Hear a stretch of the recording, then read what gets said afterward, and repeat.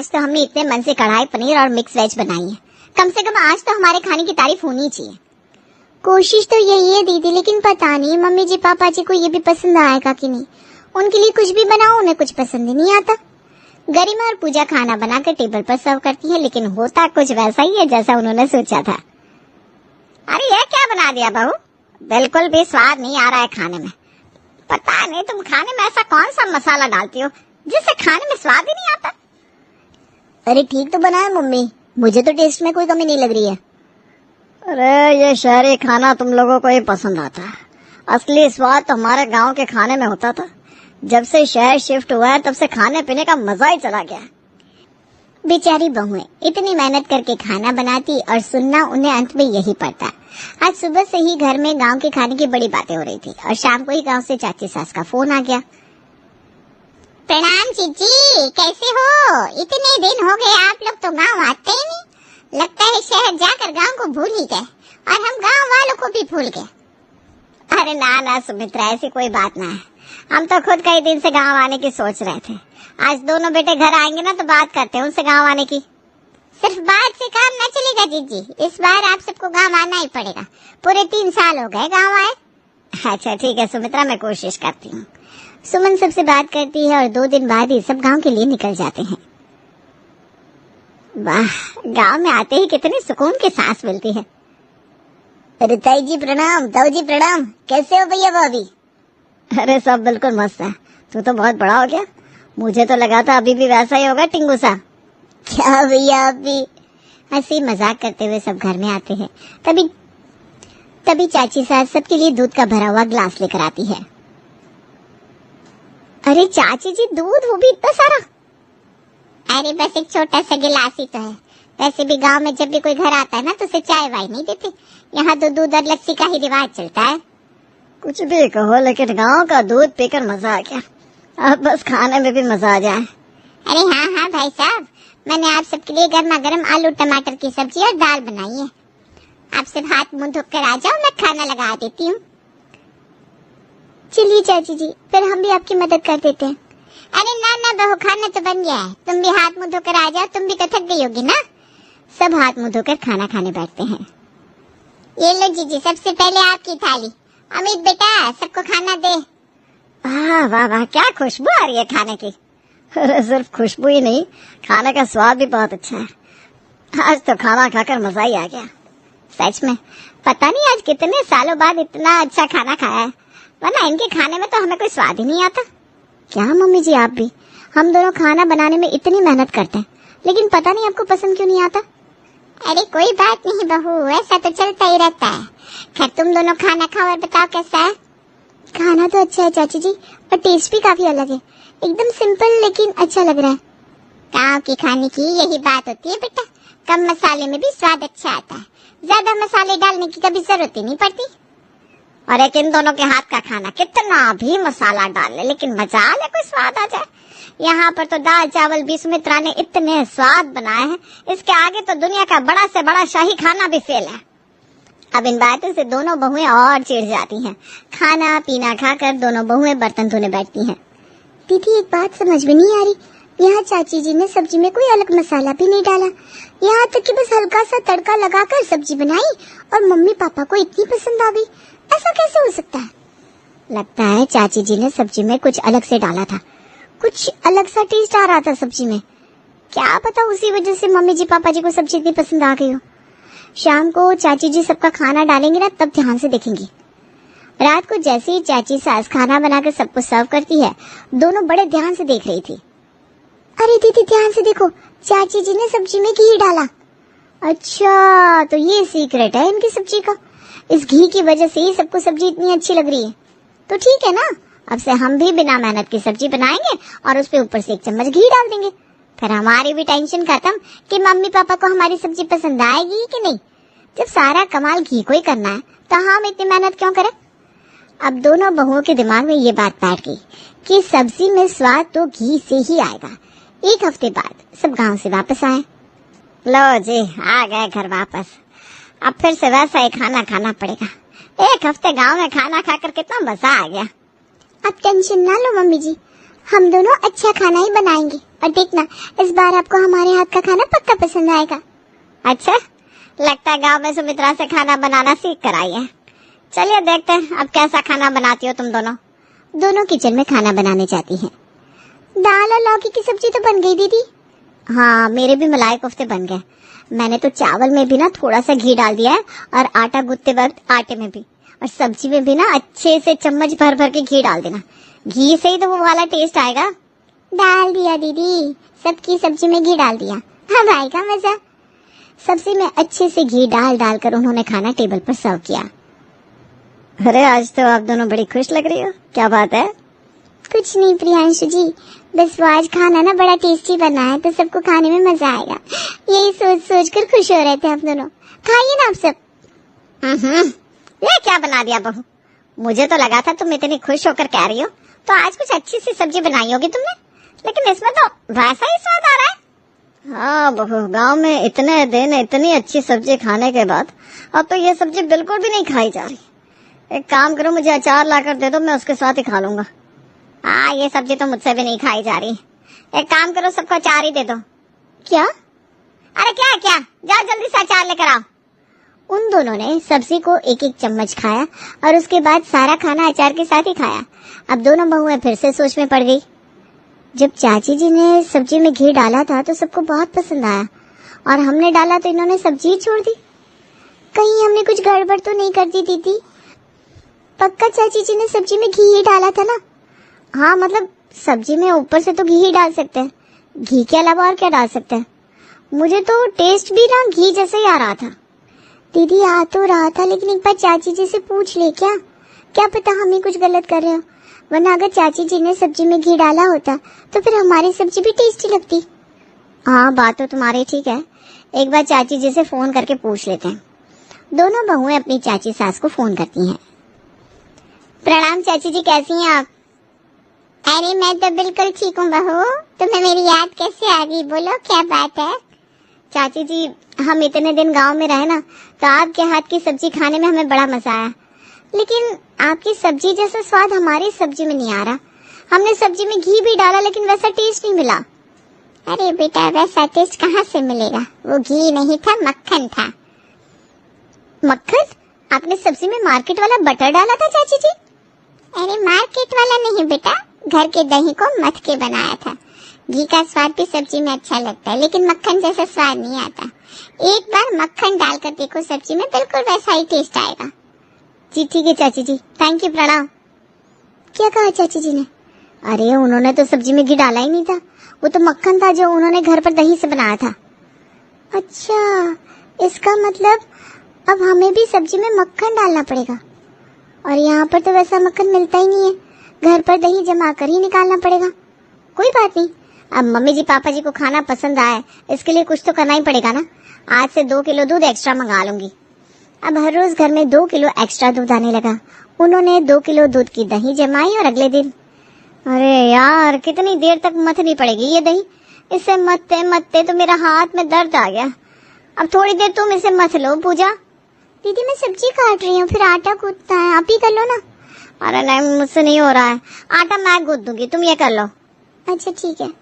अब दही से मक्खन निकालना कोई इतना आसान काम तो है नहीं। दही से मक्खन निकालते निकालते दोनों के हाथ टूट गए। ये भगवान, मुझे तो लग रहा था थोड़ी सी देर में मक्खन निकल जाएगा, लेकिन इसने तो मेरी पूरी जान ही निकाल दी।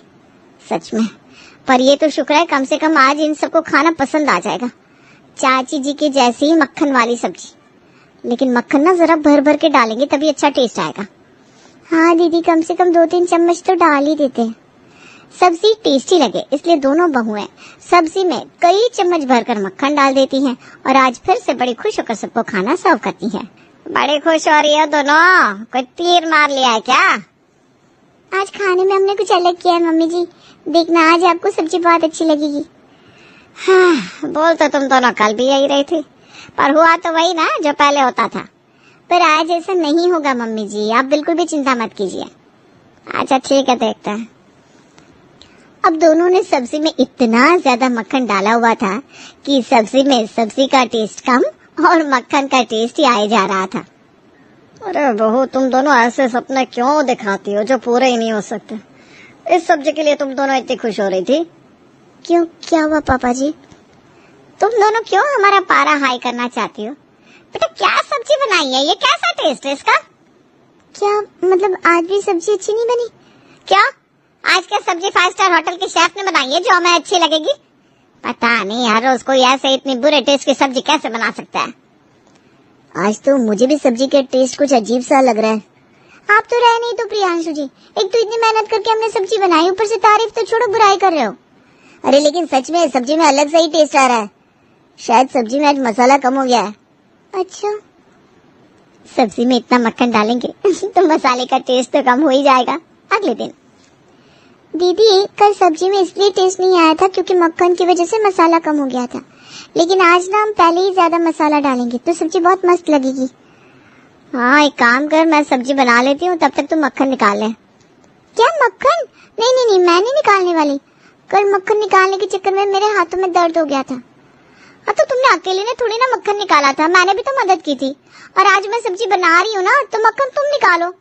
नहीं, मैं सब्जी बना दूंगी लेकिन मक्खन नहीं निकालूंगी। मक्खन तो आपको ही निकालना पड़ेगा। देखो आज ना मेरा मक्खन निकालने का बिल्कुल भी मन नहीं कर रहा है। आज तुम निकाल लो, कल मैं निकाल दूंगी बस। ठीक है, लेकिन कल आपको ही निकालना पड़ेगा। जैसे तैसे मुंह बनाकर पूजा मक्खन निकाल देती है, लेकिन हर रोज अब उनकी इस बात पर लड़ाई होती कि आखिर मक्खन निकालेगा कौन। इसी तरह कई दिन बीत गए। अरे हम तो मक्खन निकाल निकाल कर भी परेशान हो गए, लेकिन मजा ले कि अभी भी इनको हमारे हाथ का खाना पसंद आया हो। अभी भी सब्जी में वैसी ही कमियां निकालते रहते। लगता है हम दही ठीक से जमा नहीं रहे, इसलिए मक्खन अच्छा नहीं बन रहा है। वो दोनों आपस में बात कर रही थी कि डॉरबेल बजती है। पूजा जाकर दरवाजा खोलती है। अरे भैया आप इस टाइम? दूध तो आप सुबह देकर चले गए थे। हाँ मैडम जी, लेकिन दूध का बिल देना भूल गया था, आपका पिछले महीने का बिल। पूजा वो बिल लेकर अंदर किचन में गरिमा के पास जाती है और बिल देकर उन दोनों की आंखें फटी की फटी रह जाती है। बाप रे बाप, 12,000 का बिल। अगर ये बिल घर में किसी ने देख लिया ना तो हमारी वाट लगा देंगे। इस मक्खन के चक्कर में कुछ ज्यादा ही खर्चा कर दिया हम दोनों ने। लेकिन तारीफ तो फिर भी नहीं हुई। ऐसा क्या था उस मक्खन में जो चाची जी सब्जी में डालती थी? वो सब्जी तो सबको बहुत अच्छी लगती थी, और जब हम सब्जी में मक्खन डाल रहे तो किसी को पसंद नहीं आ रही। अगले दिन, अरे गरिमा पूजा देखो तो कौन आया है। दोनों बाहर आती हैं। अरे चाची जी आप? मैं और गरिमा दीदी अभी आपको याद कर रहे थे और देखो आप आ गई। बहुत अच्छा लगा जो आप हमसे मिलने आई। हाँ चाची जी, अब आप इस बार आई हो ना तो कम से कम 4-5 महीने रुक कर ही जाना। अरे इतने दिन नहीं बहू, मैं तो बस कुछ दिन के लिए आई हूँ। अरे ऐसे ही खड़ी रखोगे क्या अपनी चाची जी को? चलो जाओ अपनी चाची जी के लिए कुछ खाने पीने को लेकर आओ। जी मम्मी जी। गरिमा और पूजा किचन में जाती है और चाची जी के लिए चाय की जगह दूध का बड़ा सा ग्लास भर कर ले आती है। अरे दूध? हाँ चाची जी, आपको चाय कम पसंद है ना, इसलिए आपके लिए गर्मा गर्म दूध। इसमें आपके लिए स्पेशल दूध का मसाला भी डाला है। सब्जी में मसाले तो ठीक से डाले नहीं जाते, आए बड़ी दूध में मसाला डालने वाली। क्या कहा मम्मी जी? अब ये सब छोड़ो, जाकर खाना बना लो और थोड़ा अच्छा खाना बनाना, कहीं अपनी चाची जी के सामने बेइज्जती ना करवा दो। अरे ऐसी क्या बात है जीजी, बहुएं खाना तो अच्छा ही बनाती है, बस खाने में दाल जरूर बना लेना बेटा। मेरा ना आज दाल खाने का मन कर रहा है। जी ठीक है चाची जी। दोनों ने किचन में जाकर खाना बनाया और हर रोज की तरह आज भी खाने में खूब सारा मक्खन डाल दिया। बाकी किसी को ना सी, चाची जी को तो खाने में मजा आ ही जाएगा, और जब चाची जी हमारी तारीफ करेंगी ना तब सबको समझ में आएगा हम कितना अच्छा खाना बनाते हैं। टेबल पर खाना सर्व होता है, लेकिन सबके साथ साथ आज तो चाची जी ने भी खाना खाते ही मुंह बना लिया। बेचारी कुछ नहीं बोली। तुम दोनों को पहले ही बोला था ना अच्छा खाना बनाना, पता नहीं ये कैसा अजीब सा स्वाद आ रहा है इसके अंदर। सुमित्रा ने अपने घर पर कितना अच्छा अच्छा खाना बनाकर खिलाया था हमें, और तुम उसे ये खाना खिला रही हो। अरे नहीं जीजी, खाना तो अच्छा बना है, मुझे तो ऐसा ही खाना पसंद है। बहुत अच्छा बनाया है बेटा तुम दोनों ने। हमें पता था चाची जी आपको ये खाना बहुत पसंद आएगा। इन सबको ना हमारी कदर ही नहीं है। क्यों खामखा इनकी तारीफ कर रही हो सुमित्रा, बिना बात के झाड़ पर चढ़ जाएंगी। अब सुमित्रा जी बोलना तो बहुत कुछ चाह रही थी लेकिन बोल नहीं पाई। उन्होंने चुपचाप खाना खा लिया, लेकिन खाना खाने के बाद, अरे बहू तुम अभी तक किचन में ही हो? हाँ चाची जी, बस थोड़े से बर्तन धोने हैं, उसके बाद हम भी रूम में चले जाएंगे। आपको कुछ चाहिए था क्या? नहीं बहू कुछ नहीं चाहिए, लेकिन कुछ पूछना था। बोलिए ना चाची जी क्या बात है? तुम दोनों सच सच बताओ, तुमने सब्जी के अंदर क्या डाला था? क्या मतलब? मतलब कि सबके सामने मैंने बोला नहीं, लेकिन सब्जी में कुछ अलग सा, थोड़ा अजीब सा टेस्ट आ रहा था। ऐसे लग रहा था जैसे मक्खन की सब्जी बनाकर खिला दी है तुम दोनों ने। मक्खन की सब्जी नहीं चाची जी, सब्जी में मक्खन डाला था। आपने बोला था ना सब्जी में मक्खन डालकर अच्छा टेस्ट आता है, और आप भी तो सबको सब्जी में मक्खन डालकर देती थी, तो सबको वो सब्जी बहुत टेस्टी लगती थी। लेकिन हम तो इतने टाइम से सब्जी में मक्खन डाल रहे हैं, लेकिन हमारी सब्जी की कोई तारीफ ही नहीं कर रहा। अरे बेटा, मैंने तुम्हें सब्जी में मक्खन डालने को कहा था, मक्खन में सब्जी नहीं। तुमने सब्जी में इतना ज्यादा मक्खन डाल रखा था कि मक्खन के अलावा किसी और चीज का टेस्ट ही नहीं आ रहा था। सब्जी में एक एक चम्मच मक्खन बहुत रहता है, उसी से अच्छा टेस्ट आता है। अगर ज्यादा मक्खन डाल दोगी तो पूरी की पूरी मक्खन की सब्जी बन जाएगी। शायद इसीलिए किसी को पसंद नहीं आ रही। क्या? और हमें लगा जितना ज्यादा मक्खन डालेंगे सब्जी उतनी ज्यादा अच्छी लगेगी। नहीं बेटा, चीज चाहे कितनी भी अच्छी हो, लेकिन उसकी मात्रा अधिक या कम हो जाए तो वो खराब लगने लगती है। अब से तुम सब्जी में 1 चम्मच मक्खन डालना, फिर देखना सब कैसे तुम्हारी तारीफ करते हैं। जी ठीक है चाची जी, हम ऐसा ही करेंगे। अगले दिन दोनों सब्जी बनाती हैं और अब सबकी कटोरी में 1-1 चम्मच मक्खन से ज्यादा मक्खन नहीं डालती। आज फिर से बड़ी खुश हो रही हो तुम दोनों, लेकिन चिंता मत करो, सब्जी तुम्हारी वैसी बनी होगी। आज तो गारंटी है मम्मी जी, सब्जी 1 नंबर बनी है। चलो फिर खा कर देखता है। अरे वाह, आज तो कमाल ही हो गया। आज तुम्हारे हाथ की सब्जी, ऐसा क्या डाल दिया सब्जी में? बस हमारा सीक्रेट है मम्मी जी। भाई जो भी सीक्रेट है, लेकिन अब से सब्जी ऐसे ही बनाना। बहुत टेस्टी बनेगा। सच कहूँ बहू, आज आया है सब्जी का असली स्वाद। आज तो खाना खाकर मजा ही आ गया। उनकी चाची सास उन दोनों की तरफ देखकर मुस्कुराती है और फाइनली चाची जी की एक छोटी सी गाइडेंस से सबको उन दोनों के हाथ का खाना पसंद आ जाता है। और इतने समय से जो वो दोनों सबसे अपने खाने की तारीफ सुनना चाहती थी, वो आज फाइनली मिल ही जाती है। अरे विनोद, तूने हलवाई को सारा सामान तो दे दिया है ना? अक्षय की शादी में कोई कमी नहीं रहनी चाहिए। आखिर सबसे छोटा भाई है तुम सबका। हाँ माँ, आप चिंता मत करो, मैं पूरा ध्यान रखूंगा। मंगल बेटा, तूने तो कहा था कि फूल का ऑर्डर दे दिया है, यहाँ तो फूल पहुँचे ही नहीं। अब क्या बहू की विदाई के बाद फूल आएंगे? माँ, मैंने अभी बात की है फूल वाले से, वो रास्ते में ही है। आप किशोर भैया से क्यों नहीं कहती कुछ करने को? किशोर पहले ही मेरे बताए काम कर रहा है। पास के सभी रिश्तेदारों और मोहल्ले वालों को कार्ड वही तो देकर आया था। रिसेप्शन के लिए हॉल भी उसी ने बुक किया था। टेंट कुर्सी वालों को भी तो वही देख रहा है। पर कई मोहल्ले वाले तो हमारे भरे पूरे परिवार से जलते भी है, उन्हें बुलाने की क्या जरूरत थी? बेटा, शादी ब्याह में तो बुलाना ही पड़ता है, नहीं तो लोग क्या कहेंगे। दादी दादी देखो ना, हलवाई अंकल हमें लड्डू नहीं दे रहे, आप इनको डांटो ना। अरे चैन सुख दे देना बच्चों को लड्डू, क्यों तंग कर रहा है इन्हें? बीबी जी, मैं कहाँ मना कर रहा हूँ, लेकिन लड्डू बनते ही ये बच्चे उठा उठा कर खा लेते हैं। अरे मैं तो इन्हें थाल में रख के परोस भी नहीं पा रहा।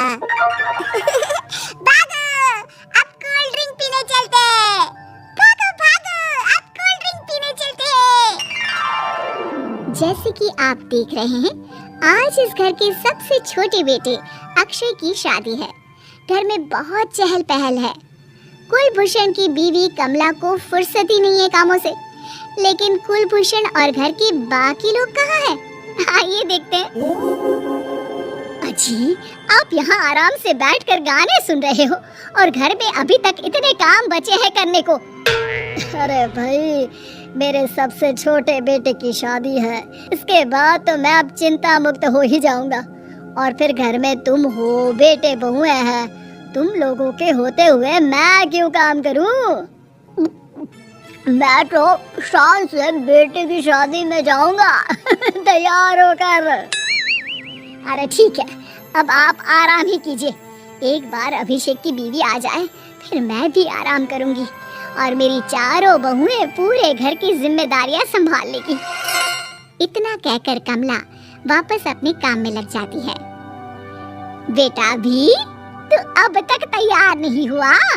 किससे बात कर रहा है फोन पर? तैयार कैसे हूँ? सैलून जाने से तो आपने मना किया है क्योंकि मुझे हल्दी लग चुकी है। भाभीियों को देखो सुबह से पार्लर में है। अक्षय की शादी हो जाती है और नंदिता बहू बनकर घर आ जाती है, लेकिन इस घर की खुशियों को मानो किसी की नजर लग गई थी। नंदिता के आने के बाद आए दिन घर की शांति भंग होती रहती। अपने माँ बाप की इकलौती बेटी को इतने बड़े परिवार की जिम्मेदारियाँ कहाँ संभालनी थी। अभी देखो ना, मेरे हाथों की मेहंदी भी अभी नहीं उतरी है और तुम्हारी मम्मी ने मुझे घर के कामों में लगा दिया। मैंने सोचा था कि घर की सबसे छोटी बहू होने के कारण मुझे सब पलकों पर बिठा के रखेंगे, पर यहाँ तो पलक झपकने की भी फुर्सत नहीं मिलती। देखो नंदू, शादी के पहले ही मेरे घर वालों ने तुम्हें और तुम्हारे पेरेंट्स को बता दिया था कि मैं जॉइंट फैमिली में रहता हूँ, तो फिर अब ये शिकायत क्यों? और फिर तुमसे पहले मेरी भाभी भी तो आई थी शादी करके, उन्होंने तो कभी कुछ नहीं कहा। नंदिता तब तो चुप हो जाती है, लेकिन ऐसा बहुत दिनों तक नहीं चलता।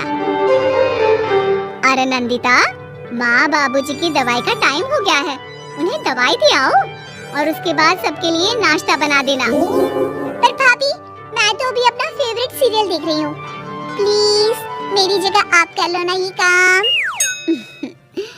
ठीक है, मैं तेरी जगह माँ बाबूजी को दवाई दे आती हूँ और नाश्ता बना लेती हूँ। तू मेरी जगह पूरे घर की डस्टिंग करके 5 बच्चों को स्कूल के लिए तैयार करके भेज देना और दोपहर का खाना बनाने के बाद कपड़े धोकर सुखा देना। उसके बाद हम दोनों मिलकर बाजार जाकर सब्जी ले आएंगे, फिर डिनर की तैयारी कर लेंगे और उसके बाद बस भाभी, मैं माँ बाबूजी को दवाई देकर सबके लिए नाश्ता बना देती हूँ। हे भगवान, ये कहाँ लाकर फंसा दिया मुझे। मेरे घर में तो गिनती की 8 रोटियां और 2 सब्जी बनती थी और नाश्ता निपट जाता था। यहाँ तो रोटियों का ढेर और सब्जियाँ बड़े बड़े पतीलों में बनानी पड़ती है। नाश्ता बनते बनते लंच का टाइम हो जाता है और लंच बनते बनते डिनर का। अभी मुझ में तुम्हारे पूरे परिवार का नखरा उठाने की और ताकत नहीं बची। मैं ऐसे नहीं रह सकती। अरे तो क्या चाहती हो तुम? मुझे अलग रहना है बस। तो ठीक है, हम कल ही शिफ्ट हो जाएंगे किराए के घर में। इतना बड़ा घर होते हुए हम किराए पे क्यों रहेंगे? नाजीरा, घर में ही दीवार खड़ी करो अपने हिस्से के आगे। घर के साथ साथ घर की खुशियों में भी दीवार खींच जाती है। ऐसे ही कई महीने बीत जाते हैं और नंदिता माँ बन जाती है।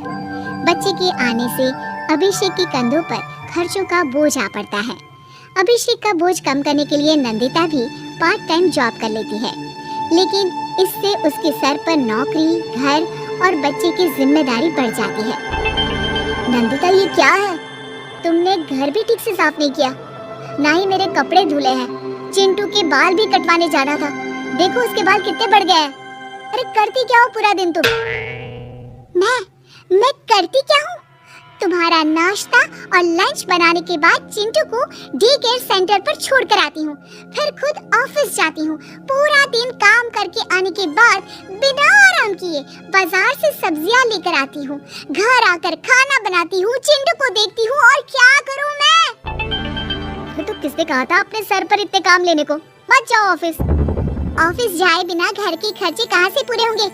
चिंटू की डे केयर का खर्च, उसके लिए बेबी फूड का खर्च, प्रेस वाले का खर्च, ये सब तुम्हारी सैलरी से होता नहीं है। अगर परिवार से अलग नहीं होती तो इतनी मुसीबतें नहीं उठानी पड़ती तुम्हें परिवार के साथ मिलकर काम करने में दिक्कत थी, लेकिन काम तो अब भी बहुत है तुम्हारे सर पर। चिंटू को भी डे केयर भेजने की जरूरत नहीं पड़ती, उसको गोद में खिलाने के लिए दादा दादी और घर के सभी बड़े होते, उसके साथ खेलने के लिए उसके भाई बहन भी होते। मेरे तीनों बड़े भाइयों के बच्चे भी बड़े हुए हैं, लेकिन बिना महंगा बेबी फूड खाए, क्योंकि मेरी माँ और भाभी आप बहुत अच्छे से जानती है कि बच्चे को क्या खिलाना चाहिए। बिजली के बिल जैसे खर्चे भी सब मिलकर बांट लेते थे, लेकिन तुम्हें तो सबसे अलग रहने में ही मजा आता है, तो अब शिकायत क्यों करती हो? बस करो अभिषेक, बस करो। मैं मानती हूँ कि मैं गलत थी, मेरे एक गलत फैसले ने हमें बिल्कुल अकेला कर दिया है सबसे। एक घर में होते हुए भी हम बाकी परिवार से अजनबियों की तरह रह रहे हैं। अभिषेक और नंदिता की सारी बातें घर के बाकी लोगों को सुनाई दे रही थी। तभी कमला बोल पड़ती है, अरे नंदिता बहू, किसने कहा कि तुम अकेले हो? तुम्हारा इतना भरा पूरा परिवार है ना तुम्हारे साथ। हम तो बस ये चाहते थे कि तुम अपनी गलती समझ जाओ। अगर हम तुम्हें समझाते तो शायद तुम ना समझती, लेकिन अपनी गलती का एहसास तुम्हें खुद हो गया है, तो अब तुम समझ चुकी हो परिवार में एक साथ रहने का मोल क्या होता है। मम्मी जी मुझे माफ कर दीजिए, अब ऐसा दोबारा कभी नहीं होगा। अरे माफी माफी बाद में, पहले मेरा पोता जरा मेरी गोद में तो दे, और तू जाकर सबके लिए चाय बना ला।